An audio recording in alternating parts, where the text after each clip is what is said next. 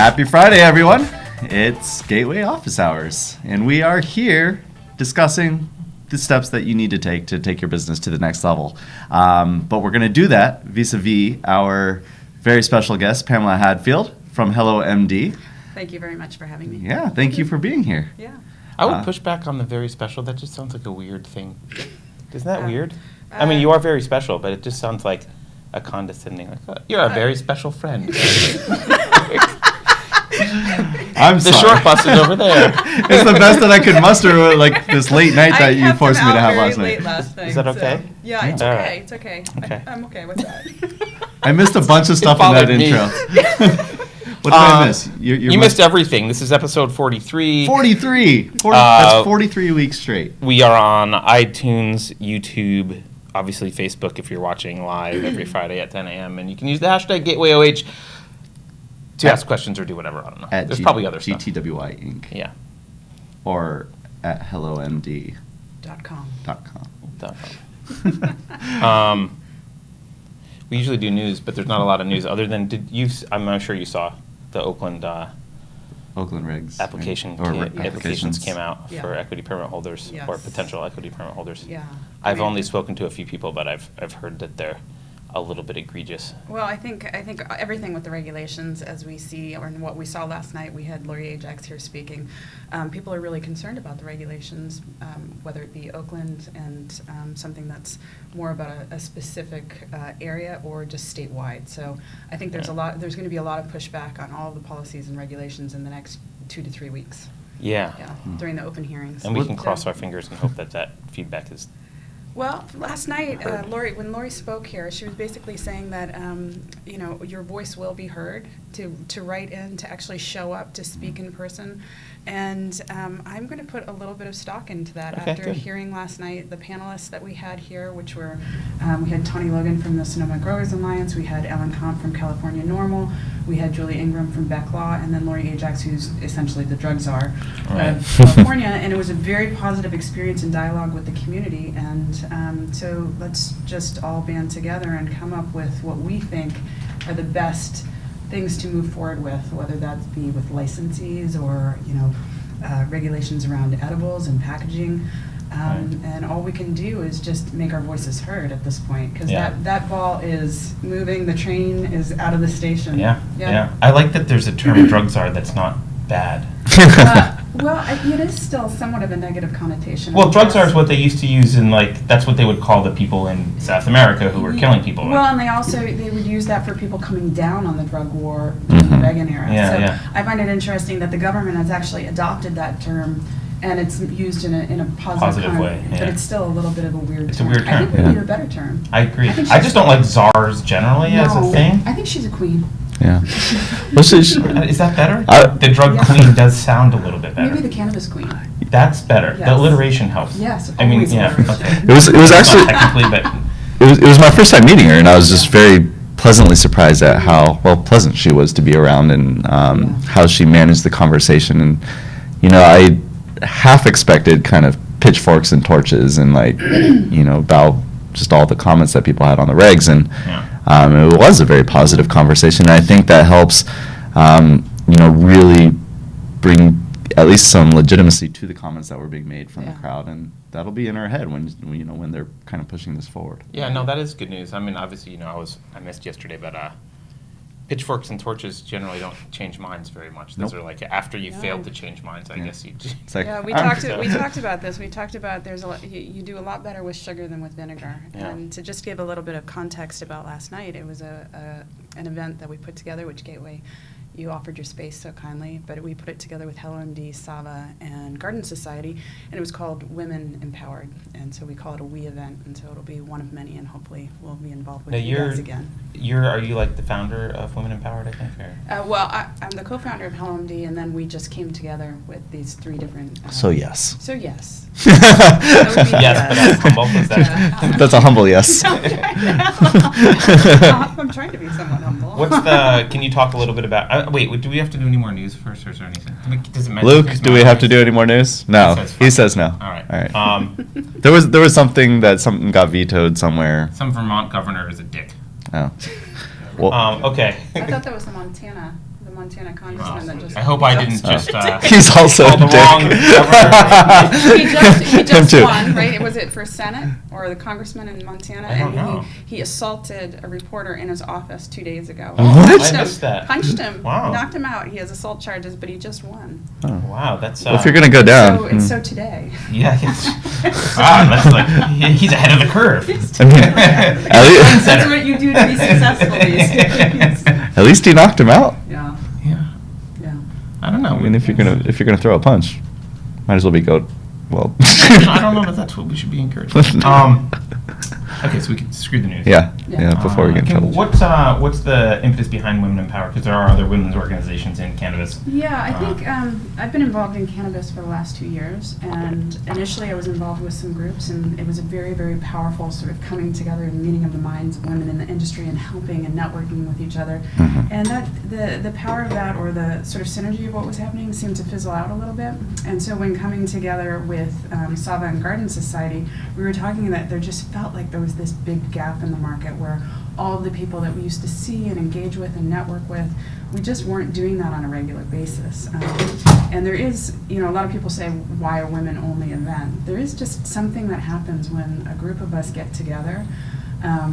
And so we decided to do this event, invite only, and really to just foster in the community of people that are actually in the industry. Because right now, with everything that's going on the federal level, on the regulatory level, on the state level, and then just in general of being a woman in business, trying to run a business with all the challenges, being able to have that sort of space and container together made a lot of sense. And I think last night sort of proved that out. It worked out. So it worked Yeah. out. Was last night the first?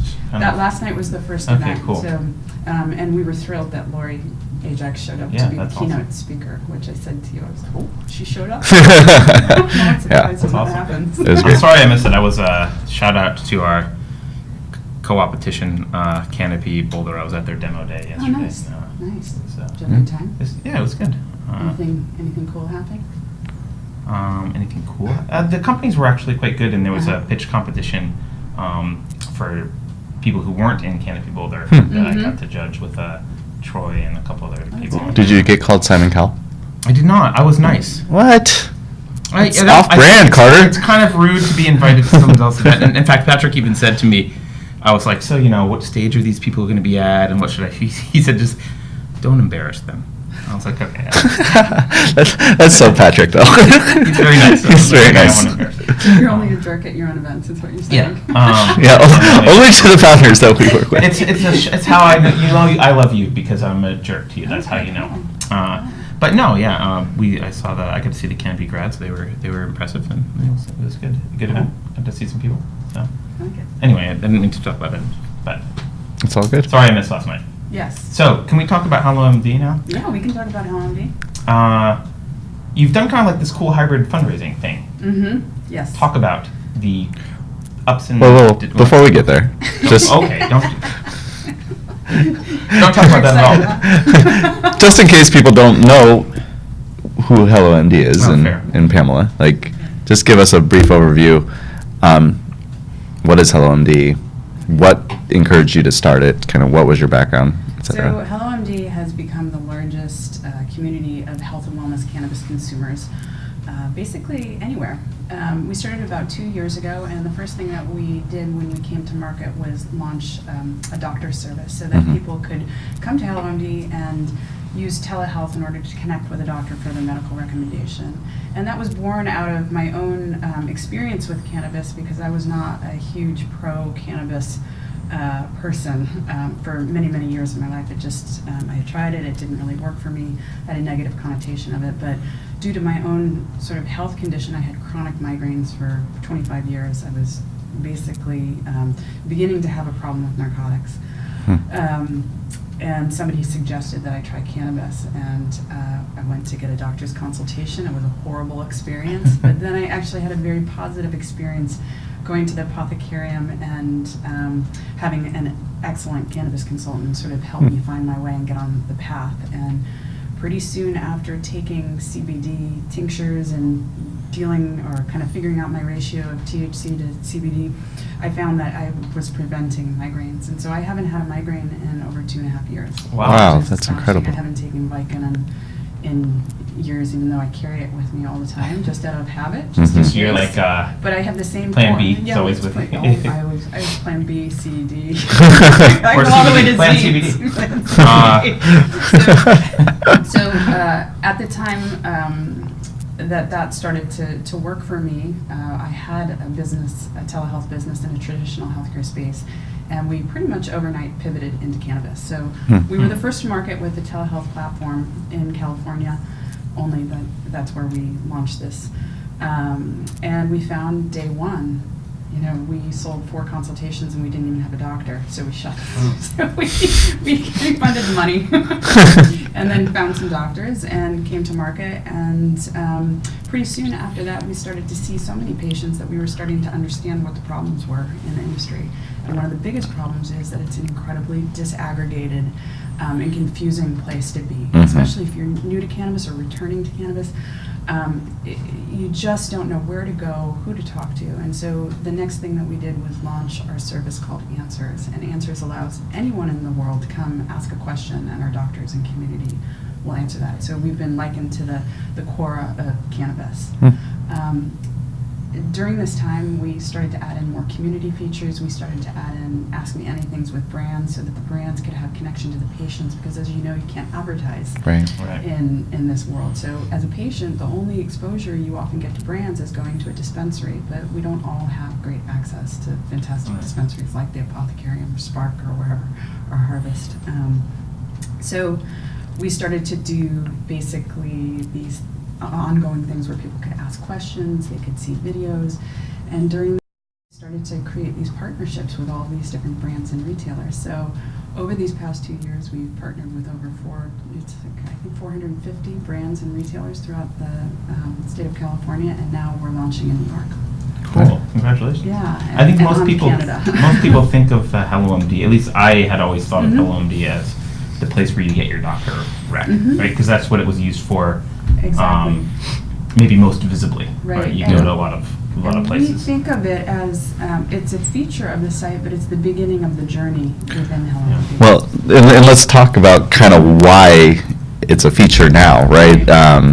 You know, and I think we've witnessed it just because we've been watching the space. It became a very popular feature to offer, you know, from other companies. Mhm. And Yeah. can you just talk about like what that was like, you know, after launching HelloMD and Yeah. how quickly that happened and, Right. and what you were doing to kind of like manage it? Yeah, so when we launched this service, and going back to that kind of first day when we sold those first 4 consultations, we realized, oh wait, this might actually really work, and it's a very simple sort of concept.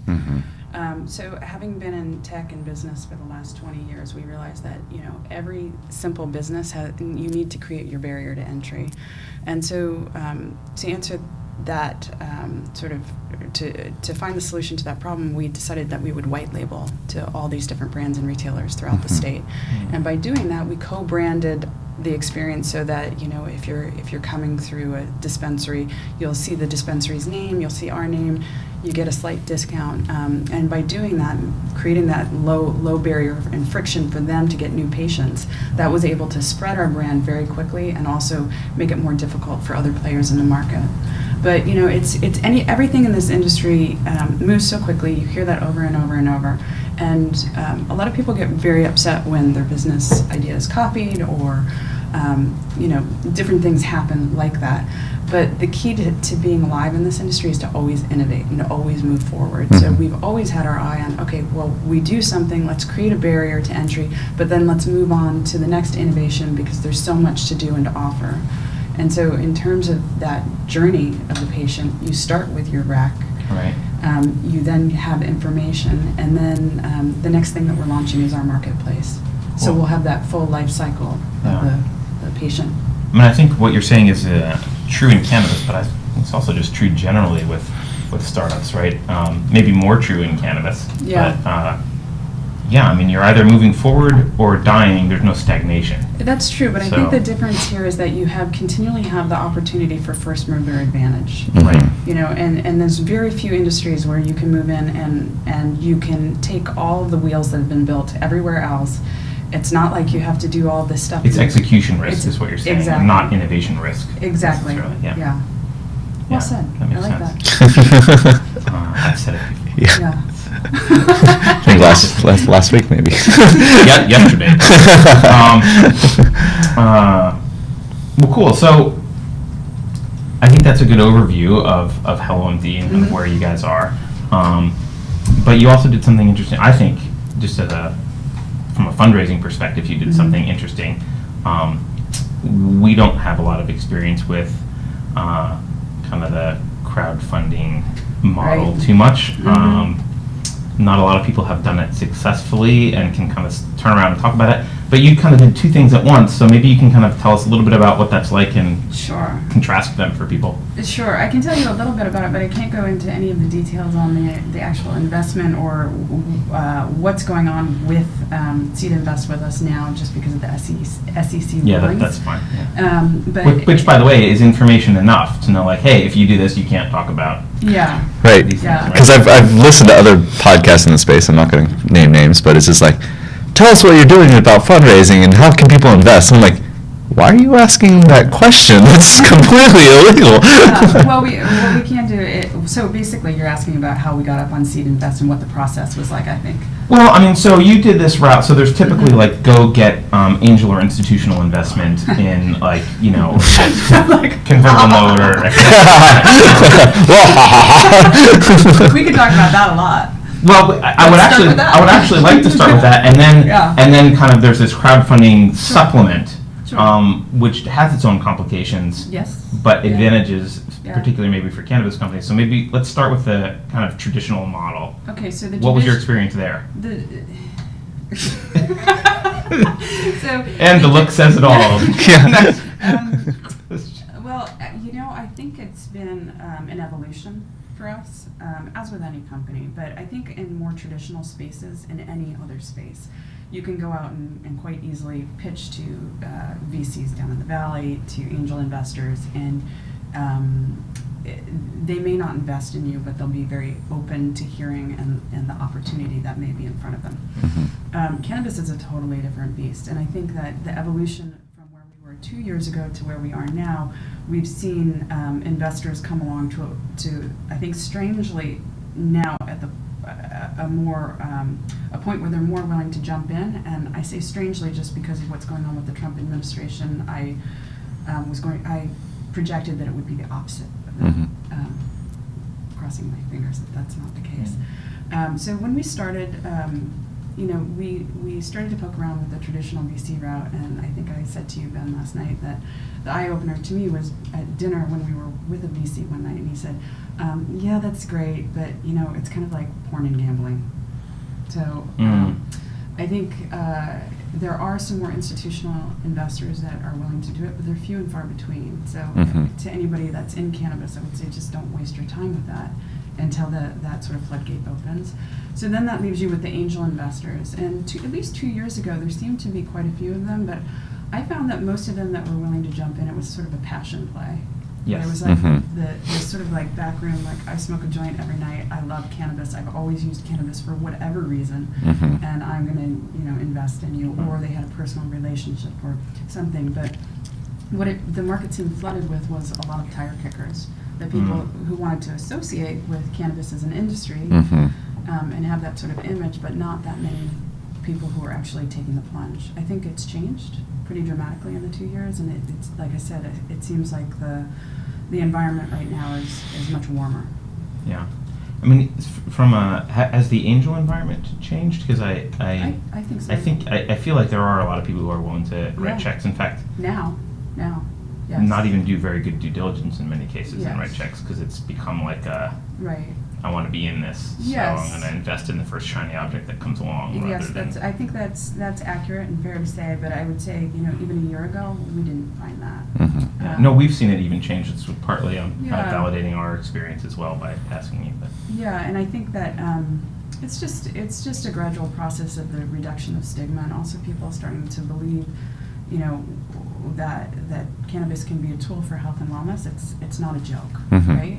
right. So the people that may have invested before that may have been more recreational focused, I think you're finding people that are seeing the global opportunity now. Huh. Yeah. So when it comes to institutional investors, Mhm.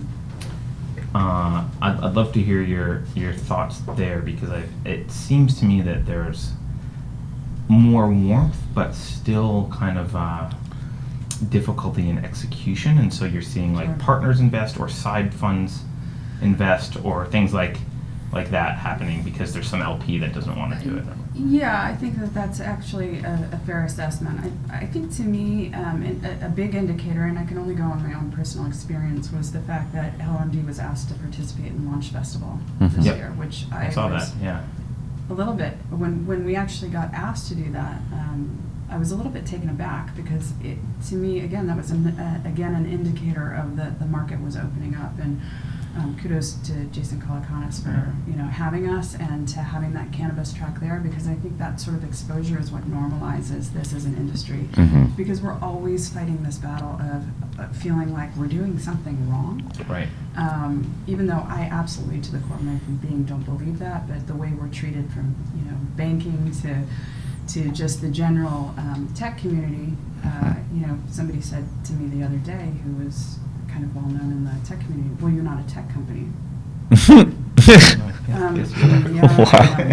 Yeah, we're a tech I mean, company. But I think what you can you're- name names if you want. No, we do it all the time. I think what you're saying with Jason at launch, though, Yeah. too, is this kind of gets back to what you're saying earlier, where this is like he wants to be associated with it in some way. It's almost getting cool I guess. in some way, where it's like, oh, Yeah. I know what's going on in this edgy industry. I right? can't speak to his motivation, but what I can It's speak FOMO. to- It's like you You're missing don't want out. to miss out, and like there's Yeah. people are quoting like massive growth, and if an investor misses that, they look like an idiot. Yeah, right? I mean, I do have to say that there's probably something like that Mhm. to that, but at the same time, this is such a massive industry. $54 billion in black market. I think it was $54 billion of cannabis was sold in the United States last year. Yeah, I think it's of which- 150 billion black worldwide. It's Yeah, it's like some 150 billion, but ridiculous number. 54 Yeah. billion nationwide, of which 6 billion was legal. So you can Right. see where this Yeah. could go, right? Yeah. I mean, it's just so obvious. So for him to sort of warm that up for the industry, I think was great, and hopefully we'll see more of that going Absolutely. forward. But You guys won that, right? Didn't you? yeah, so we won Best in Healthcare. Yeah. So that was I was surprised. I Pretty didn't cool. The find fact out- that you had to ask her, like, going back to being humble thing. Yeah. So yeah, it was- I knew that. I wanted you to say it for the Yeah. camera. We won Best in Healthcare. Yeah, there you go. Yeah, but it was kind of funny because we went through the whole festival and my co-founder pitched, and he was up there with a bunch of panelists who kind of Shark Tanked it out. Yeah. But there was a little bit of like making jokes about weed Tongue in and like cheek, the Adeo was on there. Oh, Adeo was on the panel? Yeah. Oh, I'm sure there was some snide remarks. No, he was he was hard. good? He was hard Okay. hitting, but He's usually good at, a like, hard, yeah, a hard hitter mocking. hitting a hard hitter. It's like- Okay. I was like, yeah, Okay. it didn't, yeah, no one was pulled over. That's awesome. Yeah. That's cool. Yeah. So you guys, I assume there was some reasons why you decided, hey, let's go do some seed invest stuff. Can you talk about that and then what that's like? Okay, so we very proactively started fundraising in, I would say, about January. We'd always kind of been sniffing around and talking to tons of people, but really decided to go for it, and based on where we were as a company in January. Mhm. It was a couple months after that we got invited to the Launch Festival, and it was only through that we learned about Seed Invest. And so Seed Invest approached us and said that they thought we would be a good candidate for their platform. We didn't really think about it all that much. We just thought, well, this seems like it might be a great opportunity in conjunction with Launch. The CF had been something that we had talked about. But also, as you said, like there haven't been that many people that have been necessarily successful with it, but we were very impressed with Seed Invest's track record. So Mhm. we decided to do the, alongside Reg D and Reg CF Yep. raise, and I said to Ben last night, we had no indication of how hard that was going to be in order to get ready for the Mm. CF Yeah. raise. You have to do a very bright line between those two raises as well. Yes. Right? Yeah. So I think, as I understand it, if you're doing Reg D with them, it's the process of getting up and ready to go live. Isn't that Mhm. difficult? But we had 3 really, really intense weeks of doing that while we were also struggling with some banking issues and stuff Mhm. like that. So I think my co-founder lost about 10 years of his life, but I'm good. We already talked about this earlier. You don't age. No, So no, it's fine. that's right, no. Um, It's like, well known. So you went the crowd invest or the crowdfunding route. Yes, Um, and we're I live know you now. can't talk too much about the details of that, and Yeah. without soliciting investment at all. Yes. Can you talk about kind of what the dynamics are? Like, there's Sure. different legal hurdles and fees, and there's like, Yeah. what are some of the dynamics of doing a crowdfunding? I'm not as up as my co-founder about all the intricacies of this. He really sort of handled this. I know pretty basic stuff, which is that when you do a crowdfund, it's very different from a Reg D, right? And you have to be very conscious and aware of who is actually participating, and you can only crowdfund to a certain level. And so we went live on Seed Invest. I think it was, we have 45 days left, and so it was about 21 days ago we went live, 20 days ago, whatever it is. So we're up there live now, and Mhm. we have exceptional momentum, and the crowdfunding has taken off. Yeah, But you can only crowdfund to a certain level; it's capped, yeah. and then the rest is accredited investors. And there's a decent amount of legal overhead as compared Yes. to a regular accredited Yes. investor raise, right? Yes, and I so mean, you can think- download docs from YC and go out and talk to accredited investors. Yes, exactly. It's not the same with crowdfunding. Yes, we weren't actually aware of that getting into the process, and I think that anyone out there who is thinking about doing a Reg CF, you have to be Mhm. aware that there's there can be some pretty serious upfront legal costs. In you mentioned like 3 weeks of like intense like paperwork and that kind Yeah. of stuff, and I had a chance to chat with Mark last night, and he was Mhm. just like, yeah, it was like going public. Yeah. It's like probably about $25,000 in legal fees or something Yeah. like that, and then not only that, you're capped, like you're capped at $1 million, right, from Oh, from the is that CF. the cap? Mhm. And It's not related to how much you're raising or how big you are, just flat. $1 million Yeah. bucks, and then the Reg D covers whatever else you would need to raise. So Yeah. you can't go out and get $10 million, if you Yeah, want it. But to your point of crowdfunding not being very successful in most cases, I've been incredibly surprised and grateful to our audience and to the people that have Mhm. participated, because it's anywhere from, we're finding that the capital that's being put in is anywhere from $500 to $1,000 per person, and these people are putting their money in us because they believe in us. Mhm. And so, when this is all said and done, we're going to print all those names out, we're going to frame them and put them on the wall and remind everybody who comes to work every day that these people have really put stock in us. Yeah. Yeah. Well, I mean, it's really cool. It's like, when there's an accredited investor and they're dropping, say $500K into you or something, it's like, It's like a drop That- in the bucket. well, maybe. typically, yeah. I mean, they're there for a reason, and they know the risks and all this. But Yeah. like when someone puts in like $500 or $1,000, that potentially means something to that person, and that Does, they yeah. believe in your company, and it's like they're dabbling in investing, and this is kind of like you're one of the people that they've chosen to put their money in. Yeah. I think it's. Yeah, we get these Yeah. emails every day of people saying why they're doing it, Right. and what it means to them, and so I think that's a really interesting aspect of crowdfunding, and especially when it's working. Yeah. Yeah. I want to push back on one thing you said, though, because I think an angel investor who plunks down $500K, like, it means something to them. No, I know. Like, I think that the difference is when you're talking about people who don't normally invest, and so Yeah.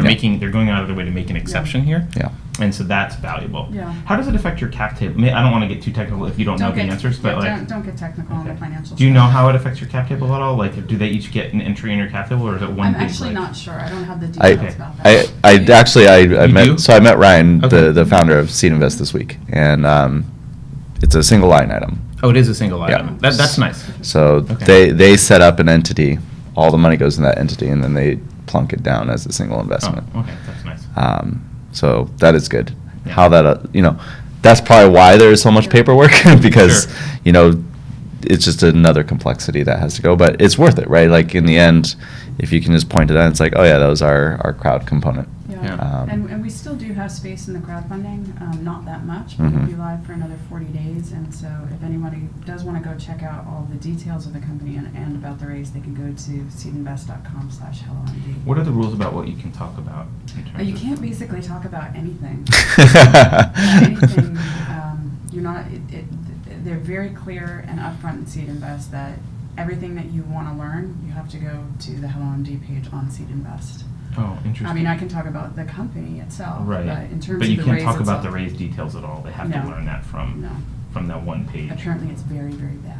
Yeah. No, that's fine. I mean, That's what he said. I don't know if it's fine. It's the way it is. So, Yeah. But I could talk about it. No, let's not. Yeah. Let's not. We're already doing stuff that's federally illegal, so let's just let's tread carefully. Wait, we are? Well, I mean, I'm out of here. cool. So, what's where do you kind of see HelloMD going after this? I mean, you've talked about kind of building this community. Mhm. What's your vision for it? I think a lot of people look at HelloMD, especially people who are Mhm. only kind of thinking about getting a medical rec, Mhm. Yep. and they wonder like, okay, well now that it's recreational, like why is that important? Right. And I think you've already talked about it being Sure. much more than that. But where do you envision HelloMD going, kind Right. of post reg rollout? Okay, so I don't see HelloMD as being a California-specific company, and I think we're uniquely poised in this market in that so many of the businesses in cannabis are state by state. Mhm. Because we don't touch the plant, we're not limited to California only, and we don't see our vision of being California only. We see it as a global vision because whether we're talking about doctors, consultations, medical recommendations, education, community, all of this is relevant to the global community. So specifically to answer your question about the medical recommendation and kind of being a little bit micro about that, in terms of California, we don't know what's going to happen. So we're currently lobbying and talking to regulators about the medical card situation in California specifically because depending on how things fall out, medical cards and recommendations still might be very much a part of the future of California, just based on the taxation alone. So what we're fighting for is that people who would like a medical recommendation don't have to register with the state, because we think that's a big barrier for a lot of people who are used to a very different kind of system. If this plays out like Colorado, we will find that our business won't continue to hockey stick, but we'll plateau and we'll have a nice revenue stream within the state of California just with medical recommendations. But currently we're moving into New York because telehealth is now legal there. They've opened up their list of conditions to include chronic pain, and doctors and nurses can now do recommendations.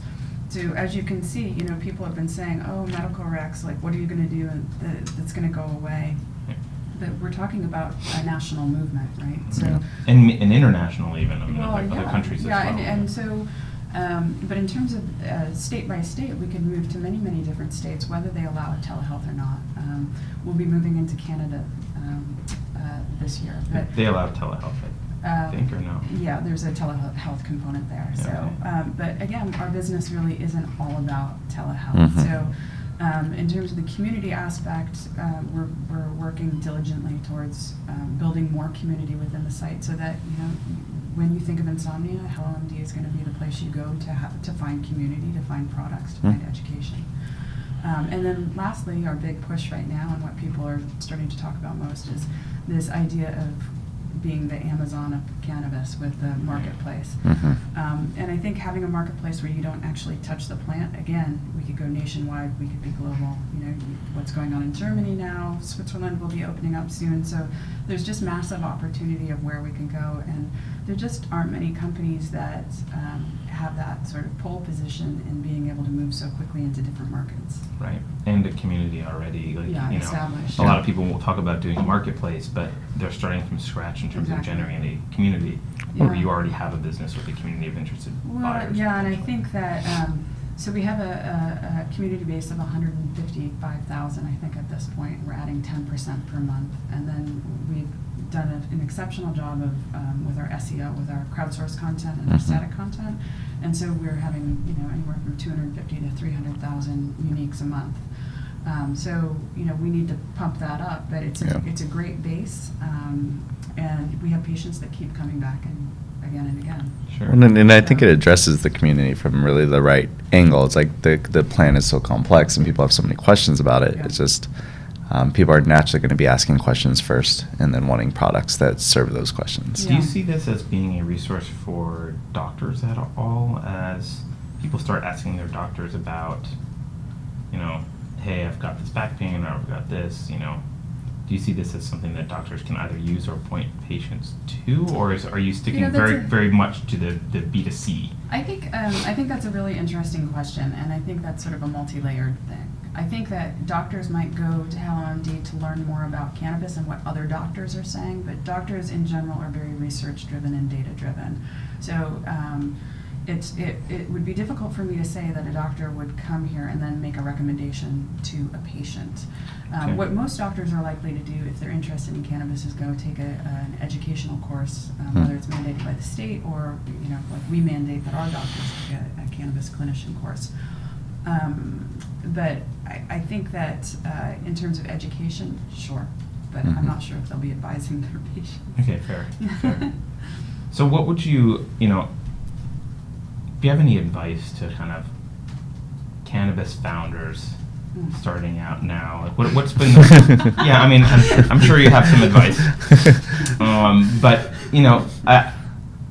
there's a lot of people, there's a couple reasons I'm asking. One is there's a lot of people right now who are either in the cannabis community and have been, who are wanting to start businesses, and they see the opportunity, and they're like, okay, great, I'm going to go start this business doing something, right? And then there's a lot of people coming from outside cannabis, wanting to get involved. But there's not a lot of people who have built anything successful that can give advice to either one of those parties about the pitfalls or, difficulties, or just kind of general advice about founding a company here. It's very open-ended, but I'd love to hear your thoughts. Well, I think you have to be sort of crazy to start a business in the cannabis industry, and I say that in all seriousness. I think that being an entrepreneur in general is exceptionally difficult. Building a successful business from startup, it's the idea, you plant the seed, the tree grows, and even if it grows, everything could go wrong. The leaves fall off and it dies. Forest fire. Usually it doesn't Forest even grow. fire. Yeah. Forest I fire. mean- The DEA comes and sprays pesticides on it. But I'm just talking about in general, in a standard industry. Yeah. I think you have to be a little bit crazy and a little bit oblivious on some, or naive, or utopian. And I think that the cannabis industry is full of people with utopian ideals. Sure. And that's one of the things I love about it. But in terms of brass tacks, I think that you just have to recognize that we're still in an uphill battle. And so it kind of goes back to last night, the evening of Women Empowered.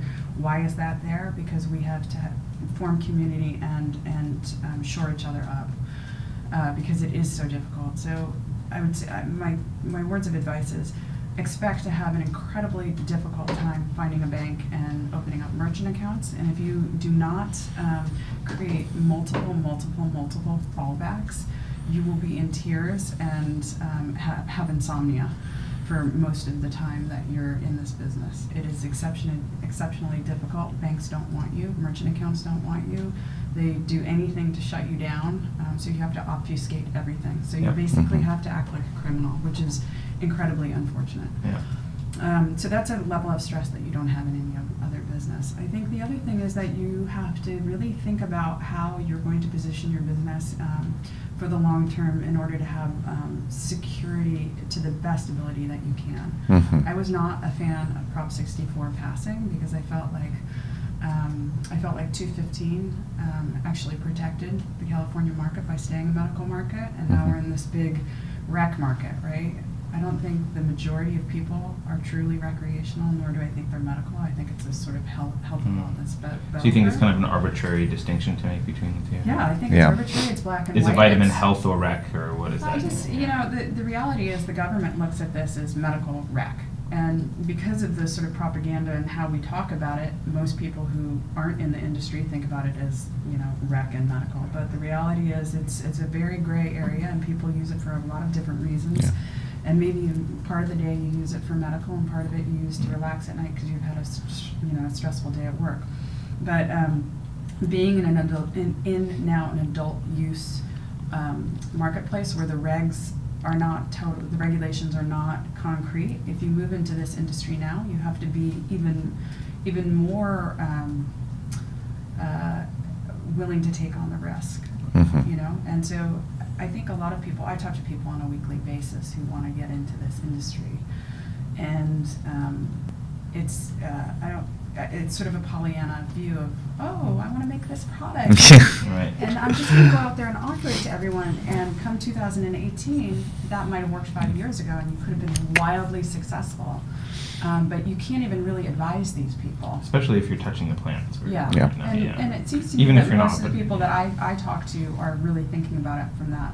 Yeah, there's a lot of like edible idea or whatever, and, Yeah. and that is very difficult. Yeah, and I never want to say, oh, don't do this, Yeah. because you never know, that might be the amazing idea, but probably don't do that. Well, it's funny, going back to what we were talking about earlier, we're pouring through all this legislation at the state level, but then at the very same time, you hear about like all these manufacturers in Marin County that all of a sudden looking for a new place to create their products, and it's, it's just so much being thrown at the industry right now, but Yeah. I mean, at least the trend line in general is in the positive direction. Yeah, I mean, I look at the industry as the lay of the land now, and I think of all the people that I know in this industry, and I wonder how many are going to survive. I think there's going to be very few that survive. Yeah. So- Which is sad.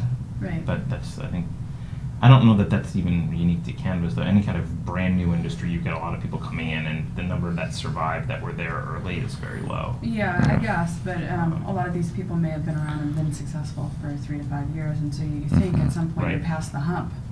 Well, but the industry as a- changed, yeah, right? It's like, right. Yeah. that was under 215, and Yeah. now it's different. Yeah, so cottage industry is I think a very difficult place to be right Mm-hmm. And there's also, I mean, not to get excited about risks, but one of my big fears is that cannabis gets rescheduled to Schedule 2, now. Mm-hmm. which I think has profound effects on both the Mhm. functioning of the industry, but also the ability to ever then get it descheduled, Right.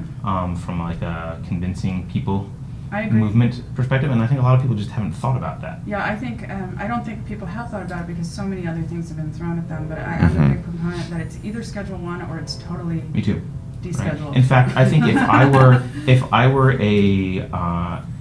anti-cannabis conservative zealot, Yeah, I would push for Schedule 2 right now, because Mhm. it's a way to like cede a little bit of territory, but cut the industry off at its knees Yeah, at don't that tell point. people that. Yeah. Keep that private. I'm sure they've thought of it, and actually, I think they're doing it. Like, I think that the people who are talking about Schedule 2, I think that's their goal, Yeah, is well, to shut it down. I think that I've often thought that the industry has 3 different tracks. You're going to have you have the track that we're on today with the cannabis industry, which is basically whole plant and Mhm. hemp, and that machine will continue to function whether it's legal or not, or it's totally black market. Mhm. You're going to have people making tinctures and doing their edibles and doing their thing with whole plant until the last sunrise. Yep.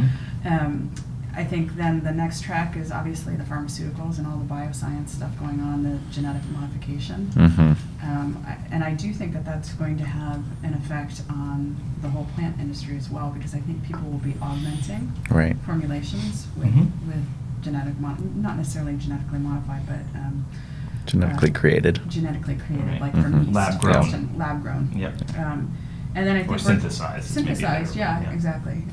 Like the I don't know, have you guys met Kevin from Hyacinth in Mhm. Canada? We know He's them. great. There's also a company in Yeah. Libre Day Yeah. who's doing a similar thing down south. and- Yeah, so I mean, that's a big under the covers thing that's going on that I don't think people realize what's gonna happen when No. that really hits. And if I had a ton of money, I'd be probably putting it in. Yep. And then I think there's the nutraceuticals market, Yeah. which is a little bit far off, but we're seeing that within the industry right now. People starting to kind of put it all together in different ways. And so I think there are a lot of different ways it could go, but my biggest fear is that pharma just comes in and creates another sort of generation of pill poppers. Yeah. So, because I think there's so much more we can do. So on some levels, if we're given the cover of Schedule 1 for a little bit longer for the industry to mature, not that I don't want total deregulation, because I do, and I believe in freedom of choice, but it will give this industry just a little bit more time to mature. Yeah. Mhm. Yeah. Interesting. Well, Yeah. Oh. I'm in agreement on not moving to Schedule 2, but Yeah. We'll see what happens. Yeah, we'll see what happens, and we don't know what's going to happen. But I do think that I actually do think within this administration that we definitely know it's not going to be deregulated. Mhm. Right, but We but do we know don't that. know that it won't be moved to Schedule 2, No, we do not know that. and that's my fear. Yeah, but I think It won't be descheduled within the Trump administration at all. no. Yeah. But I think it's a big bold move to move to Schedule 2 within the next 3 years. Right. I'm Mhm. hoping they just ignore it Yeah, let's help and them deal with ignore other it. stuff they've got. Yeah, let's not call attention to ourselves. Yeah. Okay. Stop Go it. back to worrying Stop about it, Russia. Carter. Hey, Michael, Luke, do we have any questions coming in for Pamela? Checking, 1 second. What else? I don't know. What else should we talk about while they're looking for questions? You, We can talk about a lot of different stuff. We can talk about cannabis as a tool for health and wellness. We can talk about, I think, the largest piece of the pie is middle Americans moving into this market. let's talk about that because Okay. because that's also something that I think is ignored by a lot of people in the industry. Totally ignored. I think it is the kind of those mainstream, Yep. you know, middle class Americans Yeah. in the flyover states, Right. right, who are really going to drive this industry Absolutely. eventually. Eventually, and I think that goes back to if the industry matures and we're allowed to allow hemp products to be nationwide, Mhm. as well as continue to see the proliferation of medical state by state, you're going to find that people are using the topicals. They're starting to use tinctures. They're starting to use all of these different things that help them with their overall health and wellness, and that it becomes somewhat natural, like it is in my house, where if I have a burn, I put a cannabis cell over Yeah. it, and it's not because it's it's not because I think it works. It's because it actually does Right, work. right. It's Yeah. not because you're And a it's- cannabis advocate. Right. It's because it's a And it's the best functional- application a lot of Yeah. times, and it's, Yeah, I yeah. mean, there's the one of the chief oncologists at UCSF was the one that turned me on to that because they use it within the radiology department for the burns that the cancer victims Oh, have. interesting. Yeah, and so when you hear that kind of anecdotal story, you realize this is really something, and people just think that it's all about smoking flowers. So what needs to happen for the medical community to become more educated and start actually kind of recommending, like, when am I going to be able to go to my normal doctor and Mhm. have her say, oh, for this thing, like, I recommend that I can't write a prescription for it, but I recommend that you go get this cannabis product. Well, I think we touched on that a little bit. There needs to be more data and research out in the market, and it's just, we see with Dr. Sue Sicily, she's starting to do Mhm. some studies, but that needs to open up, and the clinical trials need to open up. But that's very hard without Yeah, federal it's deregulation. very, very difficult. So I think a doctor has to be willing to accept clinical trials and research coming out of Israel or Canada or any of the other countries. We're missing a huge opportunity in this country in Mhm. being a market leader on that front. So I think that there's that aspect where there is a lot of information coming, but it's from outside of the country. Right. So you have to be somewhat open-minded to accept that. But then I think that you also have the market force downward pressure of people going into their doctor's office and talking about this. I went into an orthopedist's office, and he somehow knew I was in the cannabis industry through his colleague, and so he started asking me, basically behind the closed door, like, I can't talk to anyone about this, but all of my patients are talking to me about using, high CBD strains for hip pain Mhm. and for shoulder pain. You think about that, right? That's And fascinating. so I told Yeah, well, I'm not a doctor, so. This is my statement. I'm not a doctor. I play one on TV, Sure. but I thought that was interesting that he was asking me that question, and so I told him all the information. I sent him some links, and at the end I said, will you recommend this to your patients over opioids, because that's one of my passions. Yeah. Mhm. He said, as a doctor, I just don't feel comfortable with that. I'm just really interested in all of these people coming and saying the same thing. So that's to me an indicator of some downward pressure coming on him, where Yeah. he even said to me, I feel like the whole cannabis thing, I've never even tried it. Mhm. Smoked. Right. Well, he's also got, in the defense of the doctors, right? Mhm. They've got insurance to deal with, and Yeah. they've got malpractice to deal with. Sure. And if let's say they recommend CBD Mhm. and something goes wrong, not that it ever really does with cannabis, but Mhm. you know, let's say something goes wrong. There's a tainted, Mhm. tainted flower gets sold or Yeah. whatever it is, right? Mhm. If he's in a position then where he has to justify why he recommended cannabis and can't Right. point to clinical studies, I think that puts his medical license at risk, right? Yeah. It's like, okay, well, what, you heard some anecdotes from people, you looked it Yeah. on the internet, where are the clinical studies that made you think that you could recommend this to someone? I think doctors Right. are pretty protective of. You could say that, but maybe the analog to that is what's happened in oncology, right? So in oncology, Interesting. you know, what happened, and with AIDS, so the whole reason we passed 215 back in 1996 was because of the AIDS epidemic and the fact that everyone had cachexia, which is what they have when they have cancer, which is you can't eat. Mhm. So everyone knows that if you eat an edible or you smoke, your appetite will, it's an appetite stimulant. So the medical community has wholeheartedly embraced That's cannabis true. use for Mhm. AIDS, HIV, and Chemotherapy cancer. induced nausea and All that sort of yeah. stuff. But on the flip side of that, they have embraced it, but they're still not very educated about it. A good friend of mine and neighbor wrote a book called "This Is Cancer," and it's Mhm. the what to expect when you're expecting cancer. Yeah. And so I interviewed her, and she indicated that a nurse was the one that educated her on cannabis, not a doctor, which is not uncommon. Oh, interesting. Nurses tend to be much more of a patient advocate when it comes to cannabis, and will introduce cannabis to them like 10 times more likely than a doctor. And the doctors didn't educate her and were more likely to push her towards Marinol, which actually ended up working very well for her, Mhm. which is the pharmaceutical equivalent of THC. Yeah. So I mean, it's a really sort of rich tapestry and many different layers of how it has unfolded. Cool. Yeah. Awesome. Are we out of time, Ben? I'm looking at Yeah. the clock. Oh, wait. Audience question? Oh, sorry. We have a question. So the audience question is, can Pamela speak about the changes regarding primary doctor being the only one who can provide a prescription under the new law, and what that would mean for HelloMD? The primary doctor, like as in your primary GP, we've been working on the regulatory level, and that's not.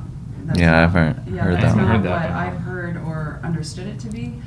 In this, particularly in the state of California, I mean. I was going to say that where that's changed is in New York. So in New York, it was that you had to have, I think it was a prior relationship with your physician, and it had to be your primary care physician. And I believe in Florida, the law was that they've overturned was that you had to have at least a 90-day relationship with a primary care physician prior to your recommendation being given.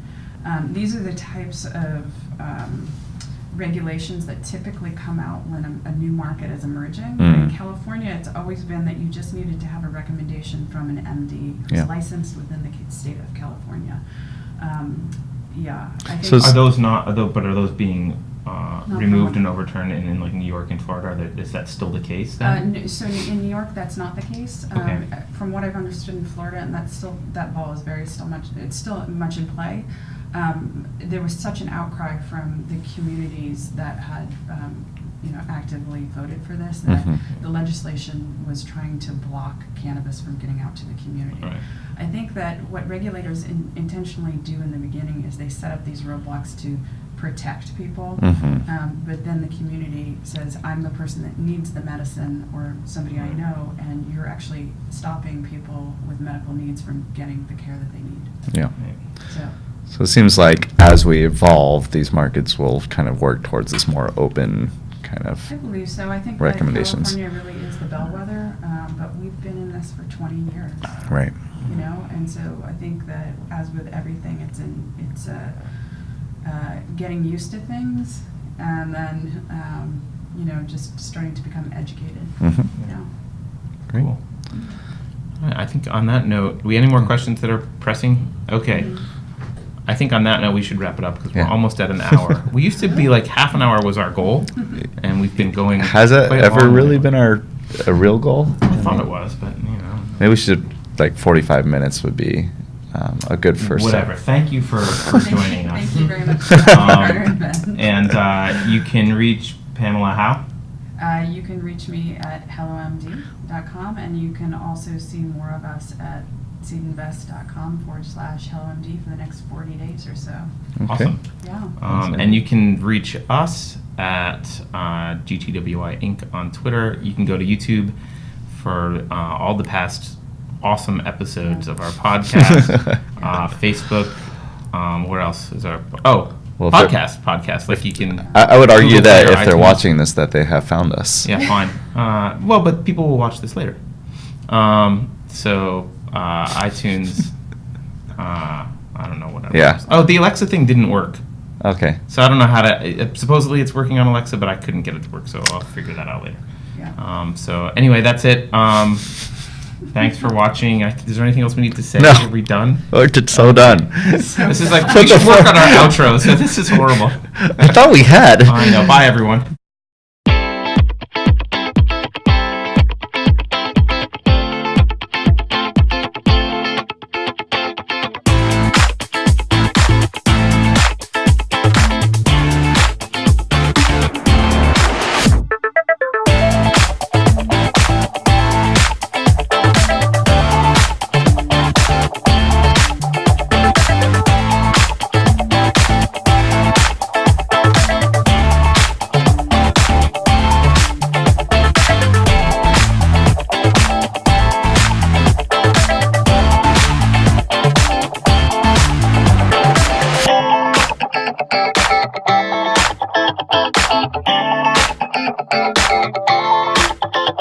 Thank you.